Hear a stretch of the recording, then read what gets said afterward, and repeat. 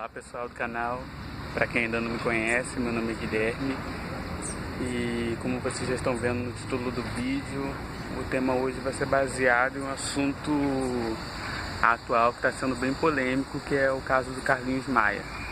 A descoberta, na verdade a descoberta pela sociedade, das pessoas que o seguem, da traição dele com o companheiro lá dele, eu não sei o nome. Antes de tudo, já quero pedir desculpa para vocês se eu vier interromper o vídeo toda hora, com muita frequência, porque hoje o local...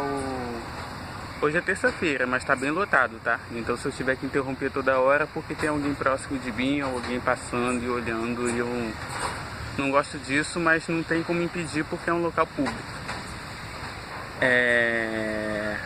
Então, o que acontece? Houve esse caso do qual a traição ocorreu, mas o que eu quero falar especificamente, fazer uma abordagem totalmente diferente, baseado num termo, numa maneira geral, tá? Eu não quero falar sobre esse caso específico. Eu quero falar sobre como as pessoas envolvidas no caso e como até as pessoas ao redor e até mesmo os seguidores, nada tem a ver com a situação, encaram essa questão, encaram essa traição. Assim como a gente vê na maioria dos casos, quase 100% dos casos, nesse caso também o amante levou a culpa, o casal perfeito permaneceu intocável. E eu quero falar justamente sobre esse problema. Isso é um problema. Por que as pessoas agem dessa forma? Porque elas não querem que o castelo de areia delas caiam.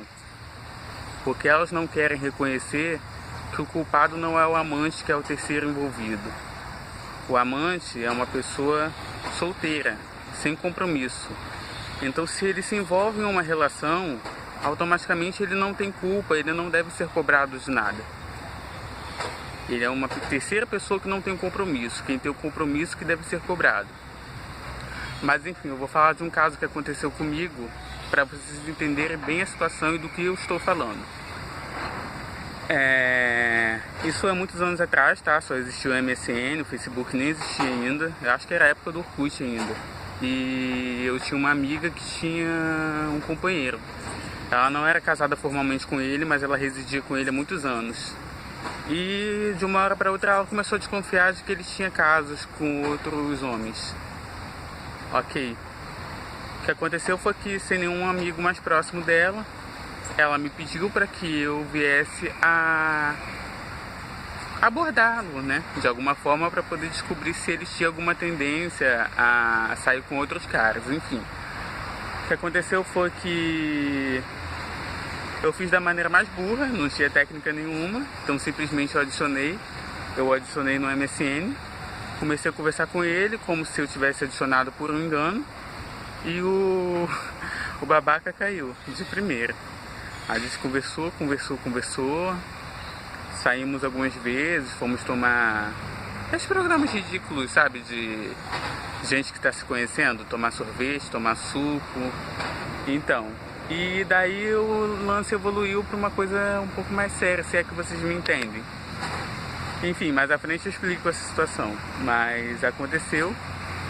E depois que aconteceu, é claro, eu fui reportar a situação a ela e contei o que aconteceu, contei o que ele fez, contei o que aconteceu. E surpreendam-se como eu me surpreendi. Em vez de ela ficar irritada com ele, de ela terminar o relacionamento com ele, ela me xingou de tudo quanto era nome, me ofendeu de toda forma possível, me humilhou, terminou a amizade comigo e permaneceu com ele. Resumo da situação, cerca de um ano depois eu descobri que ela pegou ele na cama com outro homem. Eles se juntaram, deram uma surra nela. A irmã dela me ligou porque ela estava no hospital. E, sei lá, ela me disse que ela queria pedir desculpa pela situação, pelo que ocorreu anos atrás. E é claro que eu não desculpei, porque ela teve toda a possibilidade de ver bem antes quem era o marido dela, o cônjuge, o caralho a quatro, sei lá quem é que estava se envolvendo com ela, como ela decide chamar. E ela preferiu me julgar, uma terceira pessoa que fez aquilo para ajudá-la. Eu passei dos limites, de certa forma, passei. Mas como que você quer testar uma pessoa se você não vai às vias de fato? Como que eu ia ter certeza se eu ficasse só na conversinha? Vocês sabem muito bem que tem héteros que adoram ficar flertando com pessoas até do mesmo sexo só para se sentirem desejados, sentir o seu ego inflado.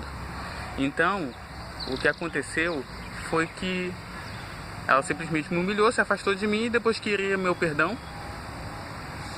Não tem como, não tem como. Principalmente pelo fator de que eu me envolvi em uma situação que eu não estava acostumado a me envolver por causa dela.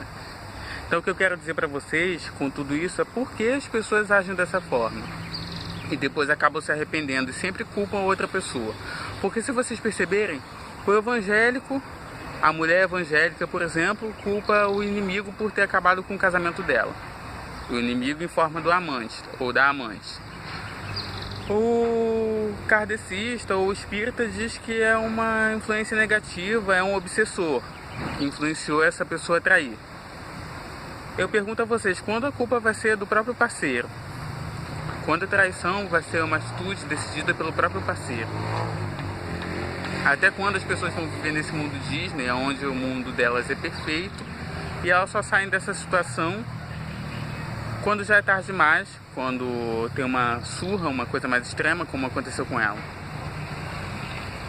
Então assim, eu não consigo imaginar, não consigo perceber o que se passa na mente dessas pessoas. Qual é o problema? Até quando a situação vai ser dessa forma? É o mesmo caso que esse rapaz, esse Carlinhos Maia, o que está acontecendo. Meu amigo me mandou um vídeo com um áudio do qual uma das amigas dele praticamente ameaça um rapaz, dizendo que ele é um anônimo, praticamente o chamando de ninguém, e dizendo para que ele fizesse com que outra pessoa, uma terceira pessoa, uma fofoqueira, parasse de divulgar essa história. Ou seja, em caráter muito mais amplo, porque na mídia eles querem impor, querem deixar na mídia claro que é um casal perfeito, mas isso não foge nada da situação comum que a gente vive.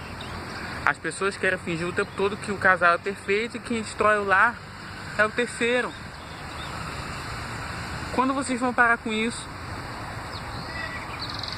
É ridículo. A mesma coisa a pessoa que tem ciúme, um ciúme obsessivo. Eu vejo até uma novela chamada A Viagem, do qual a protagonista ela tem o ciúme obsessivo do marido. E ela não percebe em nenhum momento que o marido é um cachorro mulherengo. Ela só culpa as outras mulheres. Eu confio nele, mas eu não consigo confiar nessas pessoas. Até quando? Até quando essa situação vai ser assim? Enfim, o vídeo de hoje é um alerta sobre isso para você que estiver vendo, principalmente se você for mulher, pensar muito bem antes de ficar nessa paranoia, nessa palhaçada de ficar culpando o amante. Hoje eu não tenho mais vergonha de falar sobre esse caso que aconteceu comigo. Tem muitos outros casos, como eu já falei para vocês, quando eu falo alguma coisa sobre algum determinado casal, sobre alguma situação, eu tenho embasamento para isso, porque eu já vivenciei, ou já estive bem próximo de situações assim. Então repensa, para de ser trouxa, para com essa palhaçada, para com essa atitude infantil, essa atitude imbecil mesmo, de ficar culpando só a terceira pessoa envolvida. A terceira pessoa envolvida não tem um relacionamento com você. Cobre da pessoa que está com você. E outra, para com esse negócio de dizer que você tem direito de perdoar. Você tem direito de perdoar. Mas eu vejo várias pessoas que ficam com esse discurso de que tem direito de perdoar, que perdoou por amor, e depois acontece de novo e você culpa todo mundo, menos aquela pessoa que está envolvida com você na relação. Não tem obsessor nenhum, não tem demônio nenhum. O demônio é a pessoa que está com você. Enxerga isso. Bom, por hoje é só. Tenho muito mais a falar sobre esse tema, só que vai ficar para outro dia, para não ficar muito extenso. E é isso. Beijo, valeu, fui. Antes de tudo, para você que tiver alguma sugestão de vídeo, algum comentário, se você tiver passado por uma situação semelhante a essa, ou tiver alguma opinião diferente, ou até igual a respeito, deixa aí nos comentários. Como eu já disse anteriormente, isso me dá muito mais força, me anima muito mais a gravar. Não que eu esteja desanimado, mas me deixa muito mais feliz de gravar quando tem essa troca. Muito mais até do que um simples curtir, um simples view. Então valeu, fui!